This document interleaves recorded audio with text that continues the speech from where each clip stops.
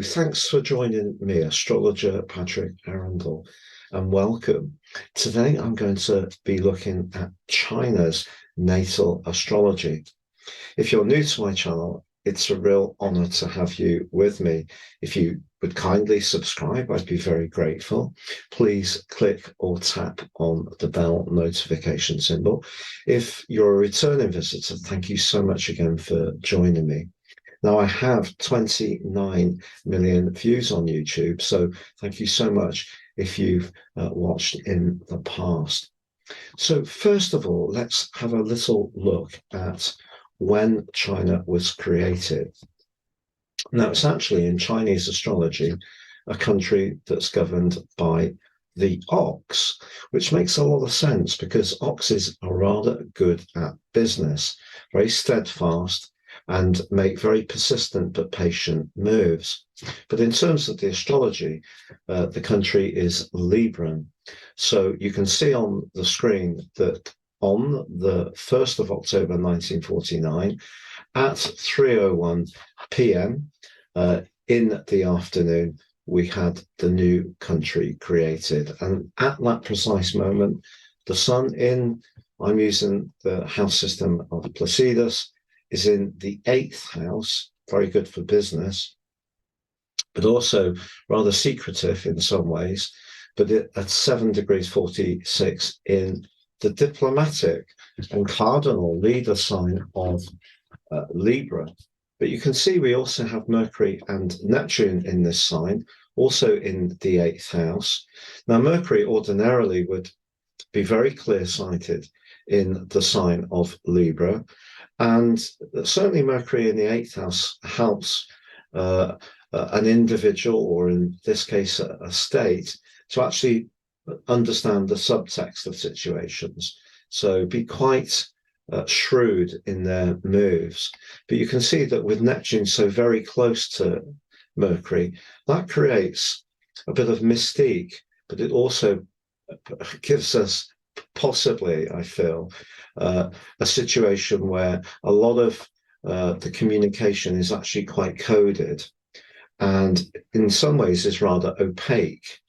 You can see the North Node, which is like the spiritual direction of travel of the country of China, is in the 2nd house of everyday money, but that's opposite both Neptune and Mercury. So when it comes to communications around finances, for example, it could be said that China, despite its huge wealth and might, can be quite secretive in some ways.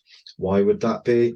Well, if we look at the chart, we can see that Venus, the planet of money, is in the secretive sign of Scorpio in the 9th house of international affairs.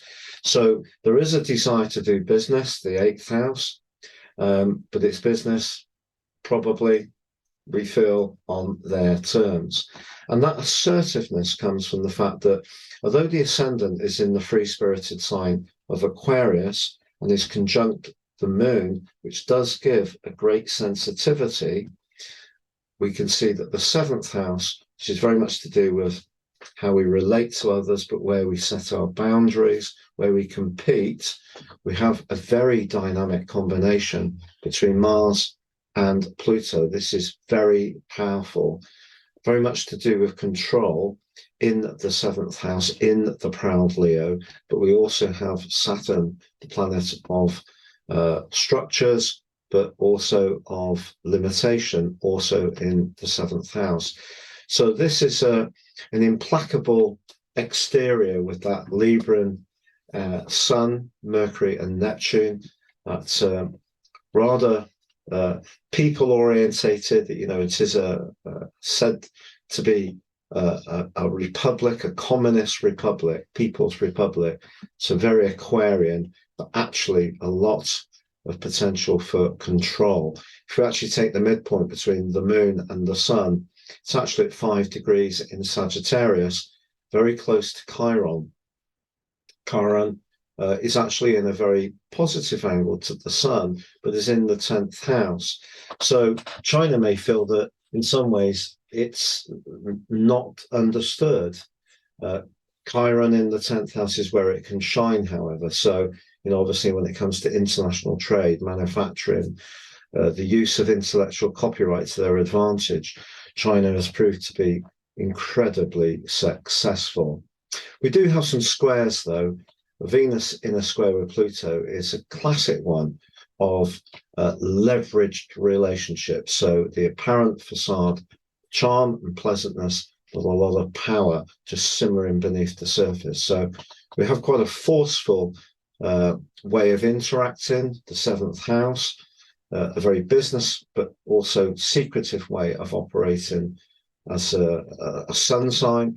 And its apparent ascendant seems to be very much about democracy and the collective, but it's much more of a totalitarian regime.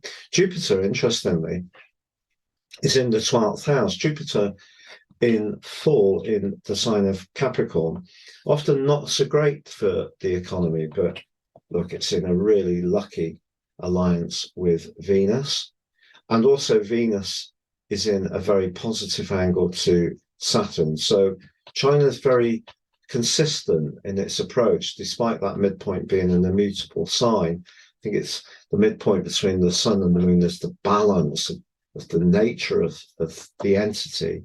So I feel there is a persistence and evolving deep energy, but a lot to do with control with that combination there, and a lot to do with perhaps Mercury conjunct Neptune is creating a facade of pleasantness from which information may be in some way altered in order to create an impression. So I'm trying to be extremely polite to the country of China in saying that, because it's not the people, it's the state. And of course, the moon and the sun, a very important interaction, are actually really well balanced in a trine, but great sensitivity for sure. But in astrology, we also have the progressed or secondary progressed system, and we can see if we take the year of birth, it's 73 years ago. If we count forwards, if I find my ephemeris, if we count forwards 73 days about, because the sun moves at 0.99% of each day, so it doesn't quite move at a day for a year. But if we advance the chart forward from that time, we can see some really interesting factors. The one that comes up for me straight away is China's success economically. And you can see that Venus and Jupiter, the two planets of fortune, the lesser benefit, Venus, the greater benefit in Jupiter, they're in the 9th house of international affairs. But you can see that Venus particularly is clustered very close to the 10th house, how we connect to the wider world. But if we take where the sun is now, for the last 20 3/4 years, it's been in the much more outgoing sign of Sagittarius. If we think back what's evolved in China since then, there's been a huge expansion of their influence in the world, but it is still in the 7th house, which is how they relate, and it is in a square with Saturn. So if we take the sun as being the 1st house, solar astrology, we would see that Saturn is right on the 10th house cusp. So their presence in the world is seen as being very impressive, very dynamic, incredibly successful, but certainly an imposition of will, of authority, a cold authority that can come from Saturn, particularly in the sign of Virgo. You can also see that the moon moves about 1 degree every 4 weeks in the progressed chart. You can see that the moon 2 months ago merged with Saturn. And that also coincided with reports of individuals really pushing back against the draconian level of control that's been imposed throughout the COVID crisis. Now you can see the moon is going to merge with Mars, a very combustible combination that's going to happen in around about 2.5, 3 months' time. Watch out for that. Things will be heating up there for sure. And the fact that Saturn is in that square with the sun suggests that although it's worked very much to China's advantage, they've held a lot of the cards. You can see, for example, Mercury in the very business-like Capricorn in the 8th house. They've been extraordinarily successful. And you can also see that the sun is in a very transformational angle with Pluto. So despite Saturn slowing things down, and basically that's part of China's facade, is that, you don't mess with us. So there's been a lot of posturing, obviously, over Taiwan. But also, they are very engaged in doing things that's good for them as a state. The midpoint, in this progress chart, which of course will continue to change, is currently 6 degrees in Scorpio. But what really stood out for this chart was that Venus and Jupiter combination, very fortunate in the 9th house of travel and international affairs, but very close to the 10th house in, the sign of Aquarius, which is very innovative, can be very innovative, but also, there's a duality to Aquarius. There's also maintaining the status quo on the things that really are more traditional, that are to do with the collective. But the other thing that really, really stands out with this progress chart is this ascendant, because you can see it's on the anaretic point, just coming to the end of the sign of Taurus, and therefore it's conjunct a fixed star, which you've probably heard of, the Pleiades. Now, this can also be known as the Seven Sisters, the Weeping Sisters, and this is likely to be, over the next couple of years, an incredibly bumpy journey for China. On that one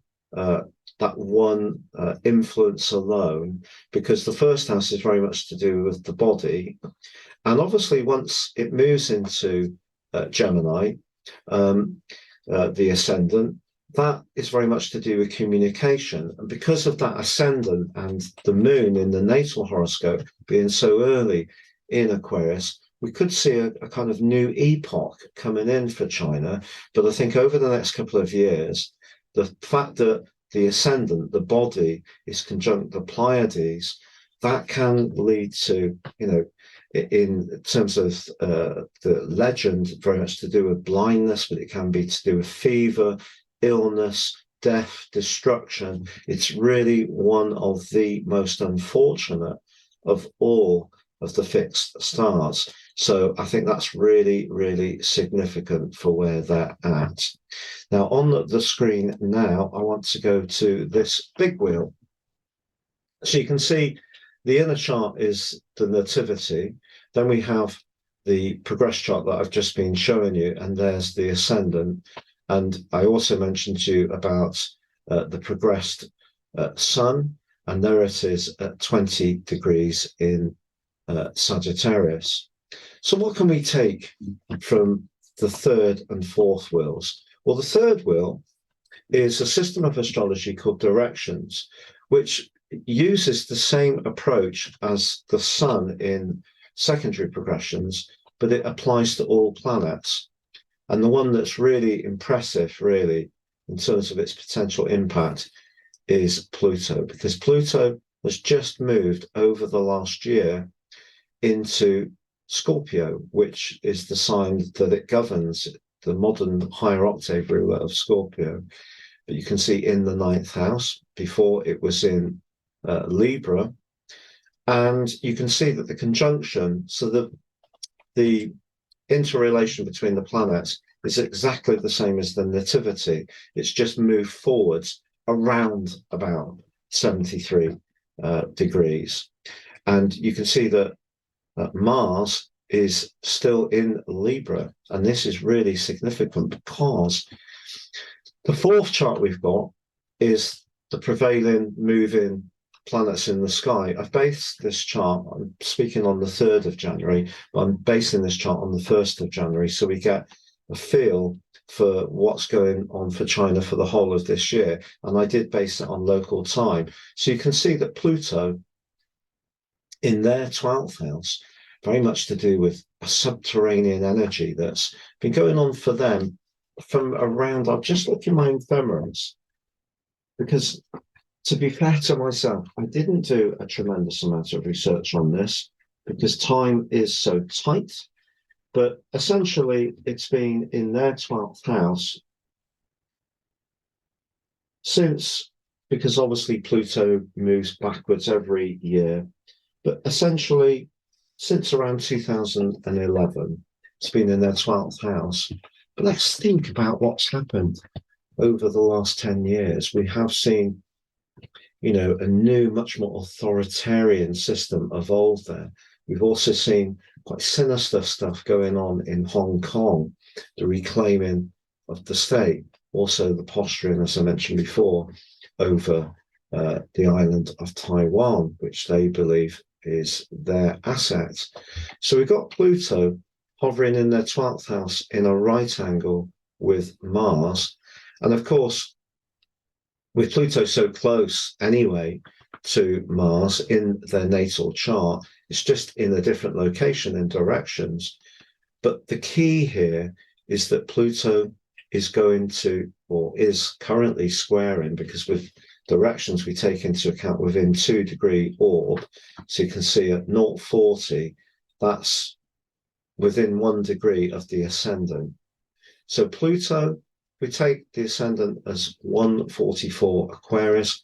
Pluto is advancing and it will reach a peak in exactly 1 year, right to the top of the 10th house in equal house, based on the ascendant as the first point.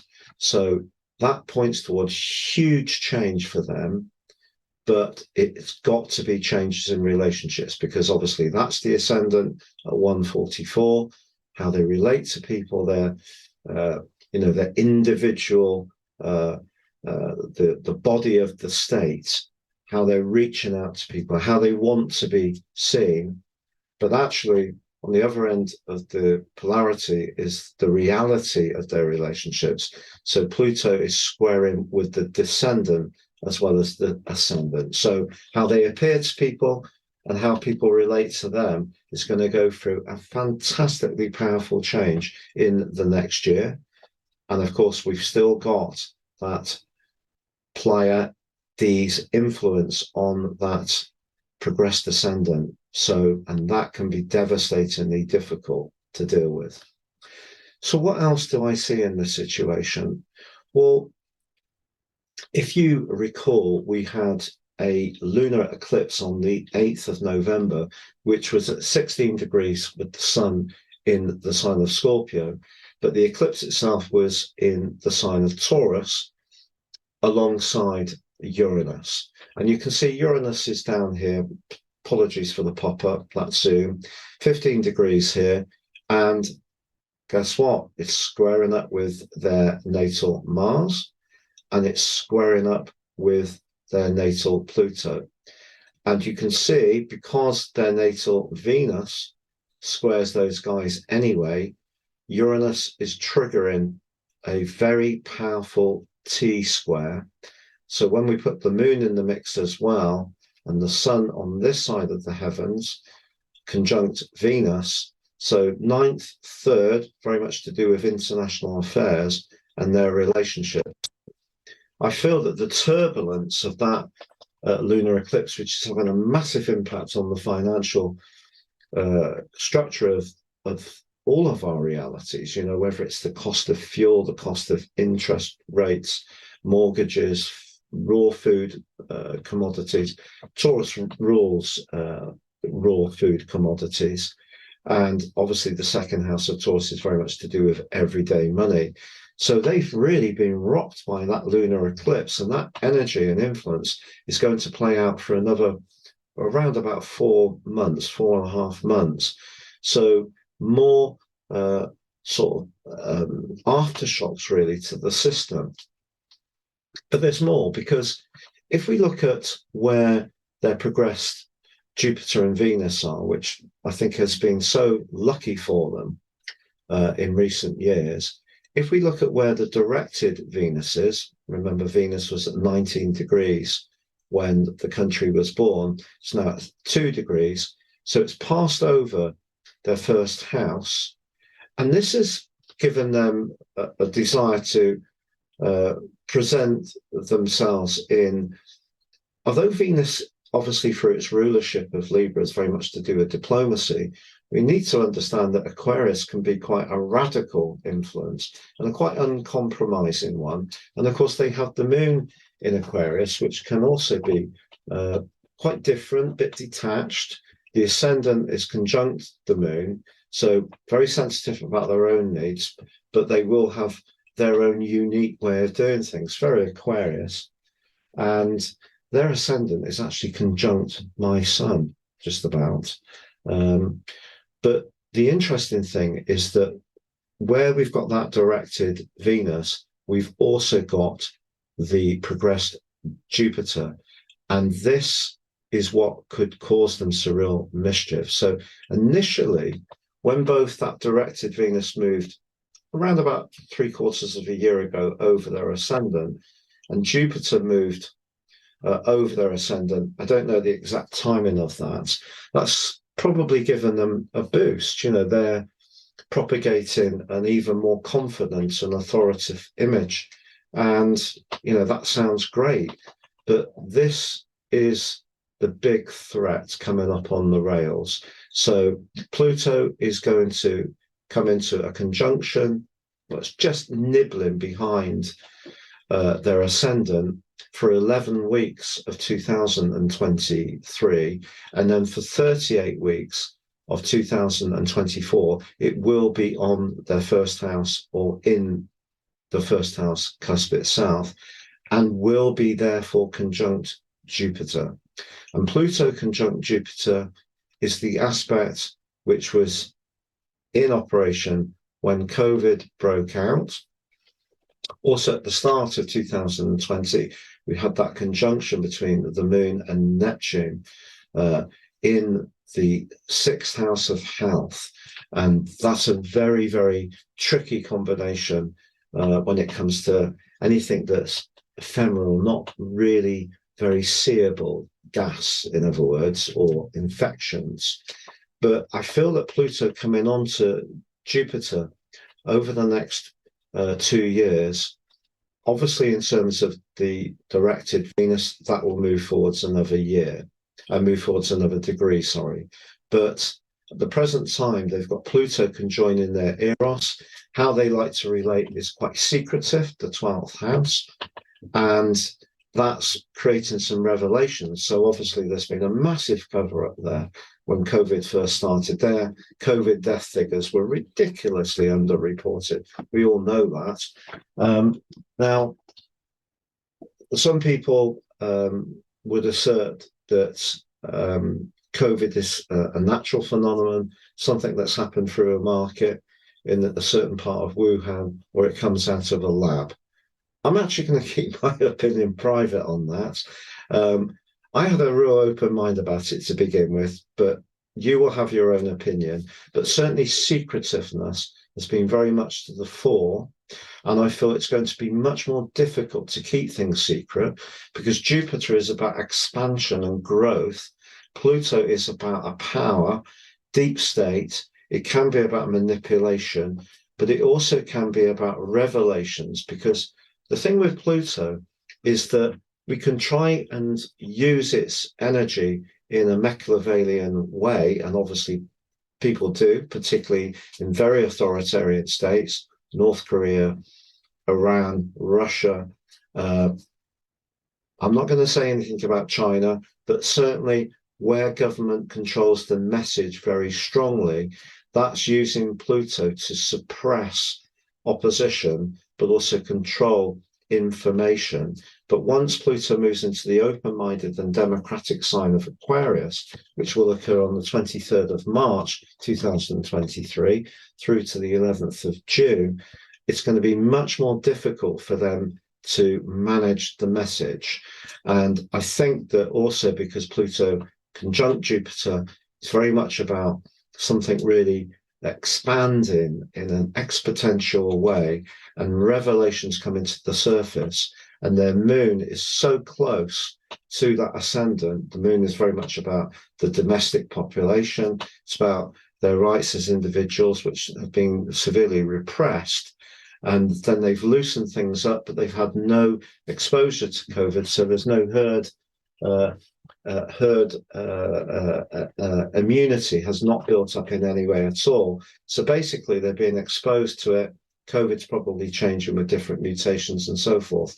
So what seemed like such a promising situation is going to become enormously challenging by Pluto in their directions, squaring their ascendant and descendant. Their relationships are going to change.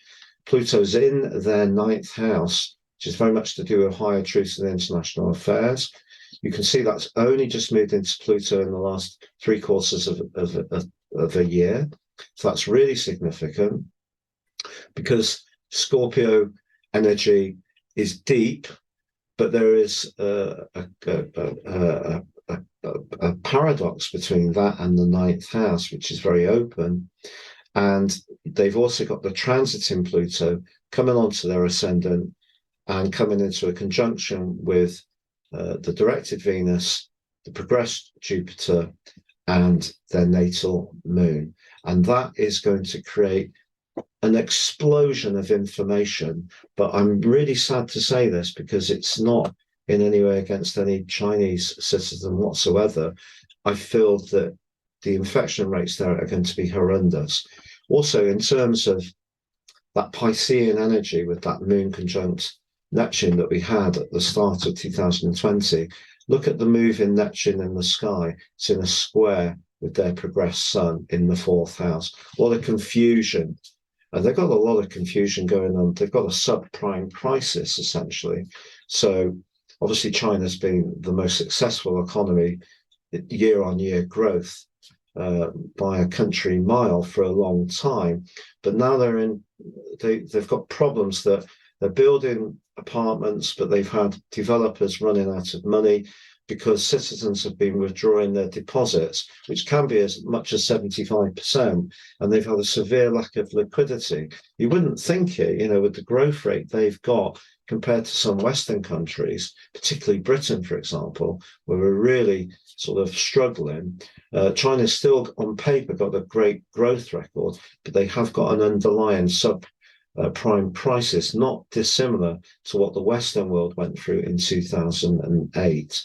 So what are the prospects for this year in terms of Uranus? Well, Uranus is in their overlay of the third house, unexpected energy, and it is still hovering in that opposition with the natal Venus and squaring up the Pluto position. But if we look at their secondary chart, you can see that in actual fact, Uranus is in their 12th house, they move in Uranus, and Pluto's in the 9th house of the secondary chart, and Saturn is going to make the transition from the 10th house of responsibility this year into Saturn on the 7th of March, but it only gets up to about 7 degrees, and then it retraces its steps back into the 10th house. And I feel that it's going to be a lot of responsibility for them. You can see that progressed Pluto has moved on a couple of degrees from where it was when the country began. So that's also going to be impacted by Uranus going forwards, and then Uranus goes forwards quite a lot this year, but then travels back. So a bumpy ride is in store. So if you would like to have a one-to-one with me, I do actually do quite a lot of one-to-ones, but I don't actually tell anyone about it because I like to pace the amount I do. But if you'd like to have a one-to-one with me, please see the description box below. If you'd like to discover what year 2023 would hold for you in a written document, you can get your forecast, and from whatever time you order it, you will get 12 full months. So, into January 2024, if you order in January. Plus, in my special package, your life roadmap, which gives you an idea some of the obstacles that may have kept coming up in your situation, but how you can get more intimately aware of them, but also seize and work with the opportunities and talents you have. And there is 30% off that special package. And I'm also giving a Chinese, Indian, and general zodiac written forecast. You get a booklet for each of those attached. Please see the link below. Thank you so much for joining me again, and wishing you all the best for 2023. And I hope this gives you a flavour of what we can expect for China in the next year. Thank you.